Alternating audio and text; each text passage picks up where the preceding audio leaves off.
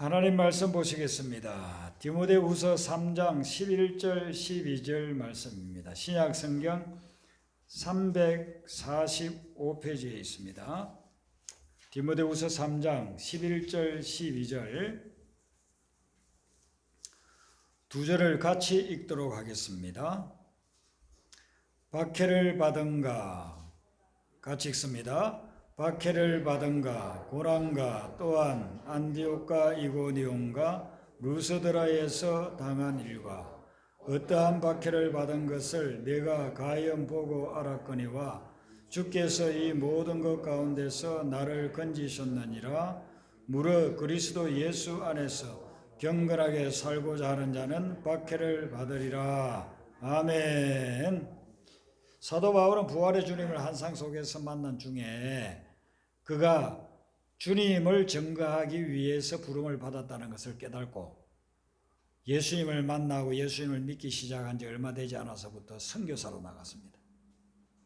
사도행전 9장에 보면 안디옥 교회에서 바나바와 바울을 선교사로 파송했다고 합니다. 그래서 사도 바울은 3차에 걸친 기나긴 선교 여행들을 하면서 많은 지역에 복음을 전거하고 교회를 세웠습니다. 사도행전 13장부터 21장까지 무려 9장에 걸쳐서 사도 바울이 어떻게 선교를 했는지가 구체적으로 나와 있습니다. 그래서 우리가 선교를 하려면 이 사도행전을 보면 선교하는 모든 방법들이 다 나와 있어요. 이 사도 바울이 선교를 하면서 많은 박해를 받았습니다. 그리고 고난도 받았습니다. 오늘 본문에 보면 11절에 지역이 세 군데 나오잖아요. 안디옥, 이고니온, 루스드라 세 지역이 나오는데 이 세 지역은 1차 선교 여행 때 방문해서 복음을 전했던 지역이에요. 그런데 이곳에서 박해를 받았다라고 이야기를 하고 있습니다. 안디옥은 성경에 보면 두 군데 안디옥이 나와요. 시리아에 있는 안디옥하고 오늘 이 본문에 나오는 안디옥은 비시리아라고 하는 곳에 있는 안디옥입니다. 시리아에 있는 안디옥은 사도행전 9장 1절부터 3절에 나오는 안디옥 교회가 나오죠. 그 안디옥 교회가 시리아에 있는 안디옥 교회. 시리아는 지금의 이스라엘의 북쪽에 있는 나라죠. 성경에서 수리아라고도 나오죠. 시리아, 수리아 똑같은 것을 이야기합니다. 거기에 안디옥이라는 데가 있는데 예루살렘에서 사도들이 가서 그곳에 교회를 세운 거죠. 그 안디옥 교회가 잘 성장해가지고 그곳의 지도자 중에 두 사람, 바나바와 바울을 선교사로 파송한 겁니다. 그래서 1차 선교를 어디로 주로 갔느냐 하면 지금의 터키 지역, 소아시아 지역으로 가서 복음을 전거했는데 이 안디옥, 비시리아 안디옥에 갔을 때 유대인들이 그곳에 살고 있는 유대인들이 많이 핍박을 했습니다. 그래서 바울과 바나바가 그곳에서 계속 복음을 전할 수가 없어서 도망을 왔습니다. 그리고 그 다음에 이고니온으로 가서 복음을 전했는데 이고니온에 갔더니만 거기도 또 유대인들이 막 바울을 돌로 쳐서 죽이려고까지 했습니다. 그러니까 죽을 수는 없잖아요. 도망을 나왔습니다. 그리고 간 곳이 세 번째 루스드라예요. 루스드라에는 아직 유대인들이 영향력이 별로 없었습니다. 그래서 그곳에 가서 복음을 전하는데 놀라운 일이 일어났어요. 태어나서부터 걸어본 적이 없는 늘 앉아서 살았던 사람이 있었습니다. 그 사람을 위해서 바울과 바나바가 기도하니까 예수님 이름으로 일어나라 하니까 벌떡 일어나는 겁니다. 그걸 보고서는 루스드라의 모든 사람들이 놀라서 자빠집니다. 야, 이런 대단한 사람이 어디 있냐? 이 세상이 창조되고 난 이후에 걷지 못하는 사람이 그런 적이 있느냐? 야, 이분들은 보통 사람들이 아니고 신이다, 신. 하늘에서 내려온 신이다 해서 그 당시 거기 터키 지역에 있는 사람들은 그리스 문명이 있어서 그리스 신화에 젖어 있었어요. 그래서 그리스 신화에서 최고의 신이 누굽니까? 제우스. 그래서 바나바를 제우스라고 하고 이 바울은 말씀을 전하니까 말 잘하는 신인 헤르메스, 웅변의 신인 헤르메스라고 했어요. 그리고서는 두 사람 앞에 소를 잡아와가지고 제사를 막 드리려고 하는 겁니다. 그러니까 바나바, 바울이 놀라 자빠져 이런 일 절대로 하지 마시오. 천지를 지으신 하나님을 섬기고 우리 죄를 지시고 십자가에 돌아가신 예수님을 믿고 구원받으라고 내가 지금 우리가 복음을 전하는데 이렇게 제우스, 헤르메스 하면서 우상을 섬기듯이 하면 절대로 안 됩니다 하고서 그리고 복음을 강력하게 전했습니다. 그런데 이 소문을 이제 또 이 앞에 있던 안디옥과 이고니온에 있던 유대인들이 듣고 와가지고서는 루스드라 사람들을 막 충동질해서 바울을 돌로 진짜 쳤습니다. 그래서 바울이 그냥 목숨이 끊어진 줄 알았어요. 그 바울을 버렸는데 하나님이 기적적으로 바울을 살려서, 그리고서는 바울이 다른 지역에 갔다가 다시 여기 와서 복음을 전하게 하는 그런 역사들이 일어났거든요. 안디옥, 이고니온, 루스드라, 대표적으로 박해를 받았던 그런 지역으로서 이야기를 하고 있는 것입니다. 11절 후반절에 보면은 사도 바울이 디모데에게 이런 말을 합니다. 내가 가연 보고 알았거니와. 여기에 지금 디모데가 같이 따라간 적이 없거든요. 그런데 디모데를 향해서 바울이 뭐라고 이야기하느냐면은 내가 가연 보고 알았거니와, 그렇게 이야기를 하고 있는 것입니다. 이것은 디모데가 그때 같이 가가지고 박해받는 것을 보고 알았다는 것이 아니고 그만큼 잘 알고 있다는 것입니다. 디모데도 에베소에서 목회하면서 많은 박해를 받았어요. 그러니까 네가 그 복음을 전하면서 박해를 받고 있는데 내가 박해받은 것도 네가 알고 있지 않느냐. 그래서 그것을 이야기하면서 지금 박해받고 있는 디모데를 위로하고 격려를 해주고 있는 거예요. 그런데 하나님께서 주께서 이 모든 것 가운데서 나를 건지셨느니라. 그러니까 너가 지금 박해를 받고 있고 핍박을 받고 있지만 염려하지 말아라. 하나님께서 너를 지켜주실 것이다. 이런 격려의 메시지를 주고 있는 것이죠. 여러분, 지금도 복음을 전하는 곳에는 많은 박해와 핍박들이 있습니다. 오픈도어 선교회라고 전 세계에 성경을 이렇게 전달하는 그런 선교회가 있습니다. 원래 공산권에 목회자들에게 비밀리에 성경을 전달하기 위해서 세워진 이 오픈도어 선교회인데, 이 선교회가 매년 전 세계의 기독교 복음이 전파되는 곳에 박해받는 자들에 대한 그런 통계를 냅니다. 올해도 1월 19일 날 그 통계가 나왔습니다. 거기에 나온 통계를 보면 지금 현재 전 세계 인구가 한 거의 80억 가까이 되잖아요. 올 11월 되면 80억이 된다고 해요. 중국이 제일 많다고 하지만 이제 올 11월 되면 인도가 추월한다고 합니다. 인도가 앞으로는 이제 내년부터는 인구가 제일 많은 나라가 되는 거예요. 이렇게 80억 정도 되는 인구 중에서 전 세계 기독교인이 핍박받는 기독교인이 3억 6천이나 된답니다. 기독교인을 한 3분의 1 정도로 보거든요. 전 세계에서 이제 종파나 이런 모든 교파를 초월해가지고 기독교인이라고 하는 명목으로 가지고 있는 사람들이 거의 3명 중에 1명으로 봅니다. 그러면 거의 한 27억 명 정도 되는 거예요. 27억 명. 그 중에서 3억 6천만 명이 핍박을 받고 있다는 겁니다. 최고로 가장 핍박을 많이 하는 데가 20년 동안 1위를 차지한 데가 어디냐면 북한이었습니다. 북한. 근데 올해 통계에는 북한이 2위로 밀려갔어요. 더 심각해졌는데도 불구하고 2위로 밀려난 이유가 아프가니스탄이 최고로 핍박을 많이 하기 때문에. 작년에 탈레반이 정권을 인수하면서부터 기독교인들을 얼마나 핍박하고 죽이는지 몰라요. 지나가는 사람들 전부 다 검문 검색을 해가지고 스마트폰을 보고서 거기에 성경 앱이 있다든지 기독교 관련 앱이 있으면요 그냥 거기서 총사하시죠. 그런 데가 지금 아프가니스탄입니다. 그래서 현재 세계 기독교 인구들 중에서 7명 중에 1명이 핍박을 받고 있다는 거죠. 지금 우리나라는 예수 믿는 것 때문에 핍박하지 않습니다. 우리는 얼마나 자유로운 가운데서 이렇게 신앙생활을 하고 있는지 몰라요. 그러니까 우리가 이 핍박받고 있는 크리스찬들을 위해서, 복음 전도를 위해서 우리가 더욱더 정말 기도해야 될 사명이 있습니다.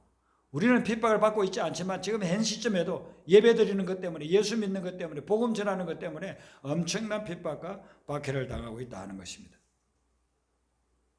12절에 무릇 그리스도 예수 안에서 경건하게 살고자 하는 자는 박해를 받으리라 이렇게 했는데, 왜 우리가 하나님의 뜻대로 살고 경건하게 사는데 박해를 받을까요?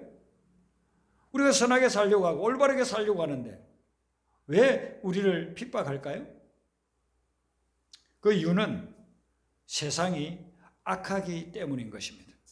세상이 악하기 때문에 선하게 살고 하나님 뜻대로 살고 믿음으로 살려고 하는 사람들을 그냥 내버려 두지를 않는다는 것입니다. 이 세상에 살았던 사람들 중에서 가장 선한 분이 누구겠습니까? 가장 선한 분은 예수 그리스도이십니다. 하나님의 아들 예수 그리스도, 예수님도 선한 목자라고 했잖아요. 선한 목자시고 가장 선하신 분이 예수님인데 예수님이 이 땅에 오실 때부터 핍박을 당했어요. 예수님이 태어난다는 소식을 듣고 폭군 헤롯이 예수님 죽이려고 예수님 태어났을 때 그 연령에 비슷한 아이들을 갖다가 수많은 아이들을 죽였습니다. 하나님이 미리 천사를 통해서 아버지 요셉에게 애굽으로 피하라고 해서 예수님은 살아남았지만은 많은 아이들이 헤롯 폭군 때문에 죽임을 당했습니다. 예수님이 공생애를 시작해서 복음을 전가하기 시작하고 그리고 많은 환자들을 고치고 그렇게 할 때에 환영하는 사람들도 있었지만은 유대인들은 자기들 율법이나 자기들 전통에 근거해서 예수님을 핍박하기 시작했습니다. 그래서 어떤 유대인들은 돌을 치고 예수님을 죽이려고 했고 심지어는 예수님의 고향에 갔는데 환영해야 될 거 아닙니까? 자기 고향에서 선지자가 나타나고 그런 기적을 행하는 분이 나타났으니까 얼마나 환영해야 되겠어요?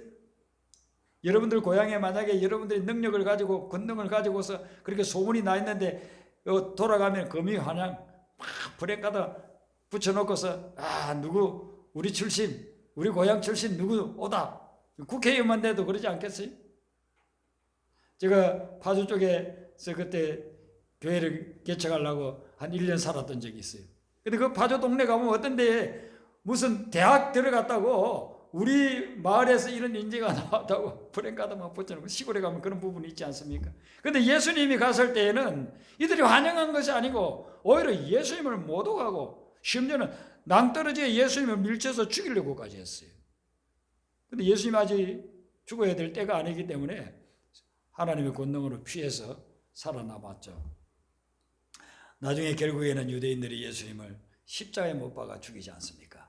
선한 예수님을 그냥 내버려 두지 않고 악한 자들이 계속해서 핍박하고 박해한다는 것입니다. 구약시대의 욥은 하나님 앞에서 그 시대에 가장 최고로 경건하게 살았던 사람입니다. 그런데 그를 사단이 시험하여서 재물을, 육신의 질병을, 자녀들을 그렇게 앗아가면서 핍박하고 박해하는 것을 볼 수가 있습니다. 우리가 경건하게 거룩하게 살아도 세상이 악하기 때문에 우리를 박해할 수 있다. 이것을 늘 염두에 두어야만 되는 것입니다. 다음으로 왜 이렇게 경건하게 사는 사람을 박해하느냐 하면은 세상이 영적으로 무시하기 때문에 그런 것입니다. 영적으로 알면은 절대로 박해하지 않아죠. 모르니까 선한 사람을 진리를 모르기 때문에 경건한 사람을 박해한다는 것입니다. 예수님이 복음을 전하고 예수님이 이 땅에 우리를 구원하기 위해서 오셨다는 것을 우리가 깨달았다고 한다면 어떻게 예수님을 십자가에 못 박아 죽이겠습니까? 절대로 그러지 않죠. 그래서 예수님이 십자가에 못 박아서 이제 목숨이 점점 끊어질 그런 위기가 됐을 때 예수님이 자기를 십자가에 못 박은 사람들을 위해서 기도를 하잖아요. 아버지여 저들의 죄를 사하여 주옵소서. 자기가 하는 일을 알지 못합니다 라고 했습니다. 자기들이 하고 있는 것, 지금 예수님을 조롱하고 핍박해서 십자가에 못 박아 놓는 이것이 얼마나 큰 죄인지를 알지를 하나님의 아들을 죽이고 있다는 걸 알지를 못해서 저러니 하나님 아버지여 용서해 주세요 라고서 기도를 드리는 것입니다. 대만은 지금은 기독교인들이 많이 늘어나고 있는 그런 나라예요. 그런데 대만에는요 미신들이 심하고 그리고 그 산악지대 가면은 산족들이 살고 있습니다. 그들은 엄청난 그런 미신을 숭상하고 있습니다. 대만은 섬나라지만은요 산이 엄청나게 많다고 하지 않습니까? 저도 대만에 한번 가봤는데 정말 산악이 많아요. 최고로 높은 데는 1942m인가 된대요. 옥산이라는 데가. 우리나라에 그렇게 높은 산도 없잖아요. 백두산보다 더 높아요. 한라산 2배로 높아요. 그런 산이 있는데 그런 산에 산족들이 많이 살거든. 근데 선교사들이 들어가가지고 그 한 부족을 선교하러 갔습니다. 갔더니만은 놀래 자빠질 만한 풍습이 악습이 있어요. 그건 뭐냐면은 다른 부족의 사람의 머리를 베어가지고 해마다 제사를 드린다는 거예요. 선교사들이 충격을 받았어요. 그러지만은 뭐 식인종도 복음을 전해야 되니까 복음을 전했더니만은 그 부족 중에서 아주 존경받는 오봉이라는 사람이 있었는데 이 사람이 선교사의 복음을 듣고서 예수님을 믿게 됐습니다. 그리고서는 그 진리에 감동을 받아서 늘 말씀을 묵상하면서 자기 부족들도 다 예수님을 믿었으면 하는 마음으로 전도를 하고 있었어요. 그런데 자기 부족에게 전통적으로 내려오던 그런 악습을 이걸 없애고 싶어서 마을 유지들을 불러가지고 사람을 죽여가지고 제사로 드리면 안 된다고 아무리 근거를 해도 사람들이 듣질 않아요. 그래서 이제 그 해에도 그 제사 드릴 날이 가까워오고 있는 겁니다. 사람들을 붙잡고서 이런 일을 하면 안 된다고, 예수 믿으라고 그렇게 해도 사람들이 말을 안 듣는 겁니다.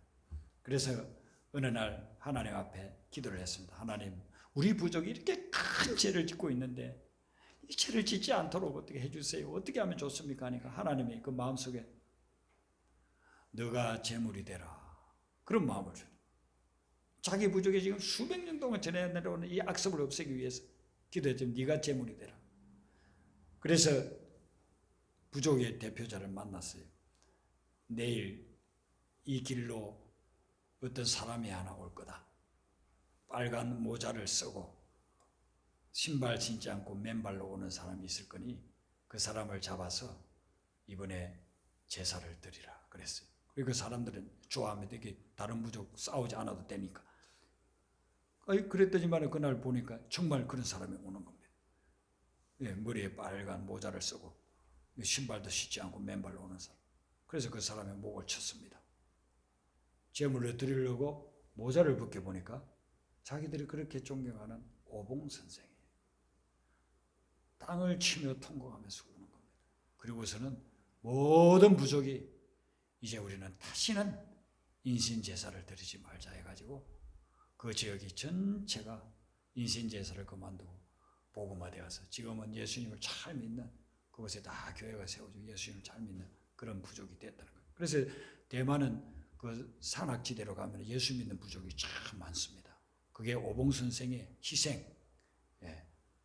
이 사람들이 왜 그 오봉 선생을 죽였을까요? 이 사람들이 왜 수백 년 동안 사람을 죽여서 인신 제사를 드렸을까요? 영적으로 무지했기 때문에, 모르기 때문에 그렇습니다. 그래서 영적으로 무지한 자들이 오늘날도 복음을 전하고 선교하는 사람들을 핍박하고 박해하고 있는 것이죠. 한 가지 더 그런 이유가 있는데 그것은 뭐냐면 믿는 사람들이 하나님의 능력을 가지고 세상을 변화시키기 때문에 그것을 거부하는 자들이 믿는 자들을 박해한다는 것입니다. 우리가 예수님을 믿으면 그리고 선교하면 하나님의 능력이 나타납니다. 세상을 변화시키는 능력이 나타납니다. 구약시대의 엘리야를 보세요.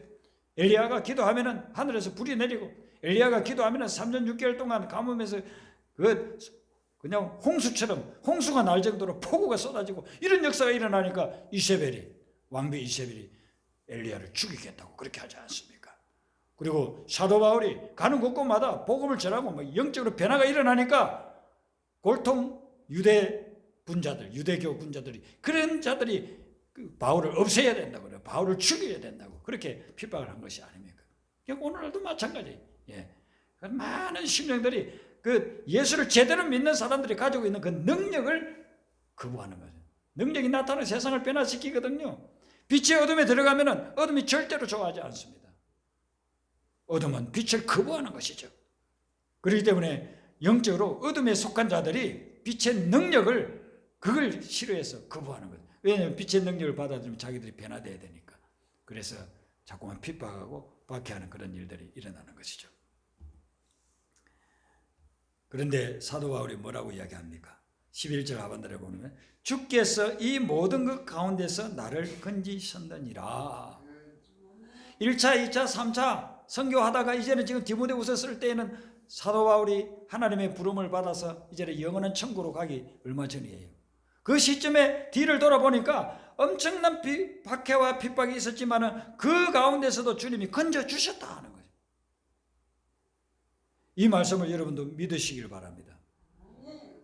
우리가 주님의 말씀대로 살려고 하다가 복음 전가하다가 빛과 소금으로 살려고 하다가 박해받고 핍박받을 수도 있습니다. 그런데 하나님께서 우리를 데려갈 때가 아니면 그 이전이면 다 우리를 그곳에서 건져주신다는 겁니다. 생명은 어떻게 할 수 없어요. 복음 전하다가 순교당하는 분은 사실상 큰 영광인 것입니다. 그래서 순교당하는 그것은 하나님이 생명을 좌우하는 것이기 때문에 우리는 그거는 어떻게 할 수가 없어요. 그러나 그 이전의 모든 삶에 있어서는 우리가 복음 전가할 때에 핍박과 박해가 와도 거기에서 하나님이 우리를 건져 주신다는 것입니다. 이스라엘 백성들이 가나안 땅에 들어갈 때에 하나님께서 그 약속의 땅이고 젖과 꿀이 흐르는 땅이고 주기로 약속을 한 땅입니다. 그리고 가나안에 있던 그 족속들이 수백 년 동안 하나님 앞에 엄청난 우상 숭배의 죄를 저질렀어요. 그래서 하나님이 심판하기 위해서 이스라엘 백성들을 진군에 들어가게 했는데, 그때에 가나안에 살고 있던 족속들이 아이고 오시오, 여기 와서 사세요, 우리가 다른 데 갈 것이니까 이 땅에 사세요, 그렇게 한 족속이 없어요. 그 족속들은 전부 다 이스라엘 백성들을 거부하고 그리고 전쟁을 일으켜서 이스라엘 백성들을 죽이려고 그렇게 했습니다. 우리가 핍박이나 박해가 무서워가지고 하나님의 사명을 감당하지를 못하게 된다고 한다면은 하나님의 약속을 우리는 절대로 성취할 수가 없습니다. 그리고 영혼들을 구원할 수 없습니다. 핍박이나 박해를 무서워하지 말고 그것 때문에 좌절하지 말고 항상 담대하게 나아가시기를 바랍니다. 그래서 하나님께서 여호수아에게 가나안의 진군에 들어가기 전에 해준 말이 뭡니까? 너는 그들이 반발한다고, 그들이 전쟁을 일으킨다고, 그들이 그 역에서 너희들을 공격에 온다고 해가지고 절대로 주눅 들지 말고 강하고 담대하라고 했습니다. 그걸 계속해서 강조해 주고 있습니다. 우리가 이 땅에서 빛으로 소금으로 살아갈 때 핍박과 박해가 올 수 있습니다. 여러분들이 직장생활, 사회생활 할 때도 그럴 수 있습니다. 어떤 사람들은 예수 믿는 사람들을 교묘히 이용하잖아요. 직장에서. 저 사람들 교회 가면은 뭐 오른밤을 치면 왼밤을 떠올려야 되나, 그렇게 좋은 일 하라고 사랑하고 원수도 사랑하라고 한다니까 한번 두고 보자. 나를 얼마나 내가 원수지 돼도 나를 사랑하나. 일부러 그걸 갖다가 그렇게 하는 사람들도 있다니까요. 예수 믿는다고 하면요 교묘하게 이용해가지고 이거 뭐 도와달라고, 저거 도와달라고, 퇴근 시간 됐는데 나 좀 도와달라고 하면 예수 믿는 사람은 또 1시간 2시간 도와주는 거예요. 그러면서 예수 믿는 사람을 핍박하고 박해하고, 진급할 때도 다른 사람은 그냥 진급시켜 놓고서 예수 믿는 사람 진급 탈락시켜. 저 사람은 또 양보할 거야 이렇게 하고서. 여러분, 우리가 사회생활하고 직장생활할 때도, 그리고 또 사업할 때도 예수 믿는다는 것 때문에 피해 볼 때 진짜 많아요. 네. 그럴 때에 우리가 이제 어떻게 이겨나가는가?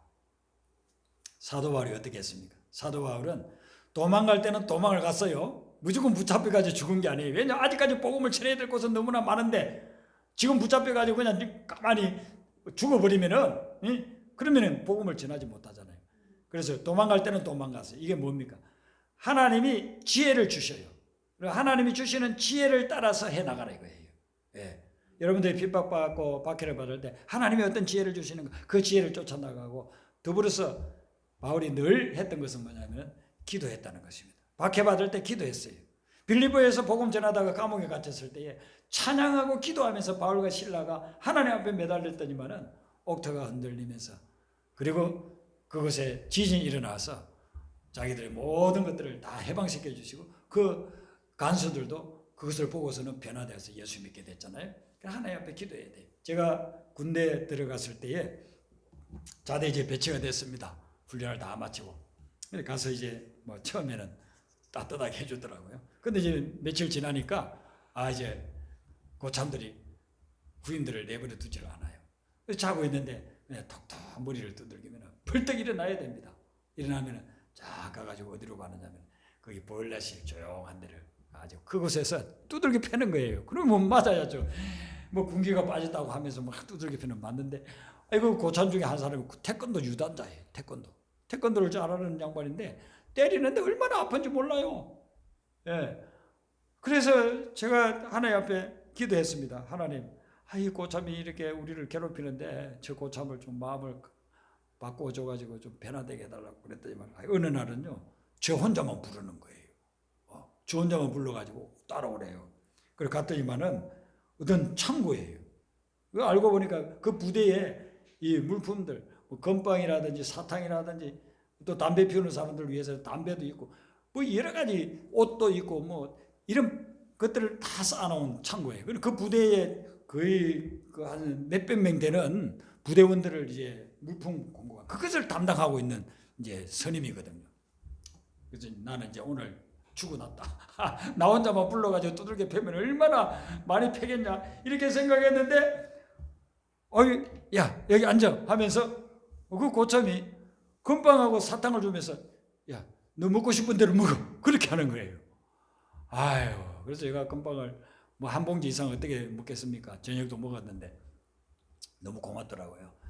그런데 그 다음 날부터 이 양반이 저를 대하는 게 완전히 달라졌어요.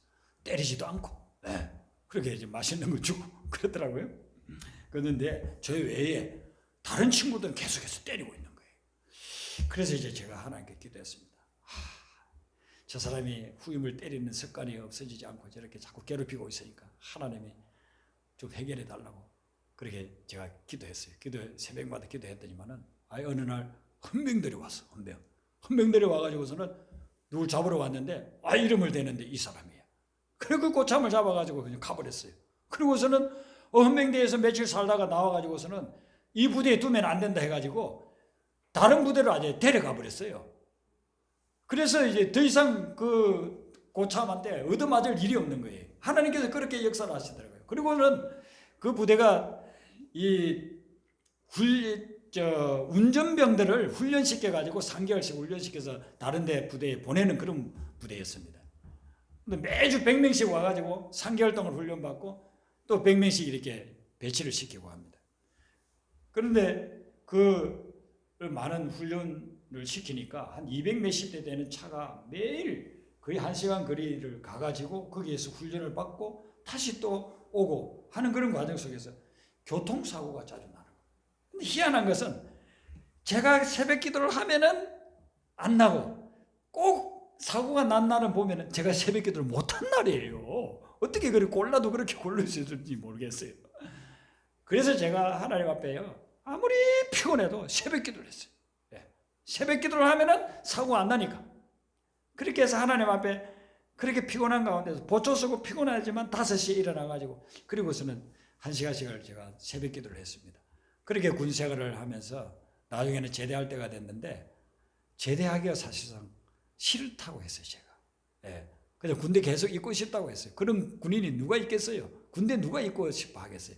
그런데 하나님께서 그렇게 기도를 응답해 주시고 주말이 되면은 군인들, 장교들, 아이들, 중고등 학생들 성경 공부시키고 또 우리 군인들 또 성경 공부시키고 주일날 오후에 또 예배 드리고 이렇게 하다 보니까 그 사역이 너무 보람이 있어가지고 제가 군대 제대하기 싫다고 할 정도였어요.